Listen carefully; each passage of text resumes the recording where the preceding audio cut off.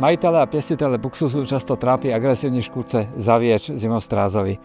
Je to malý nepůvodní motýl, který se k nám dostal z východní Asie. Škodí jeho housenky, které jsou schopny napadený keř velmi rychle zlikvidovat. Jeho výskyt můžeme výrazně omezit pomocí přípravku proti housenkám, což je čistě přírodní, biologický prostředek požarového typu. Kromě zavěče působí i na housenky jiných druhů motýlů. Úspěch v boji proti zavěči spočívá v pravidelném kontrolování keřů a včasném zásahu hned, jak se jeho housenky na keři objeví. Protože se jedná o požarový preparát, preventivní ošetření tedy není třeba. Přípravek proti housenkám je smáčitelný prášek, který se těsně před aplikací rozmíchá ve vodě. Tímto roztokem se následně velmi precizně postříká celý keř.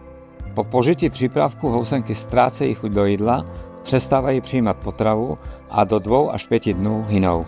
Přípravek proti housenkám nepůsobí na dospělce a co je důležité, nijak neohrožuje jiné živočichy.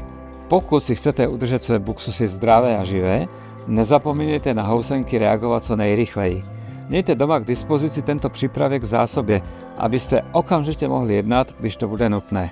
Den či 2 zpoždění mohou být rozdílové mezi životem a koncem vašich zelených miláčků. A ještě jedna rada na závěr. Nezapomeňte v období vegetace se buksusy pravidelně kontrolovat. Jenom tak zabráníte jejich ohrožení.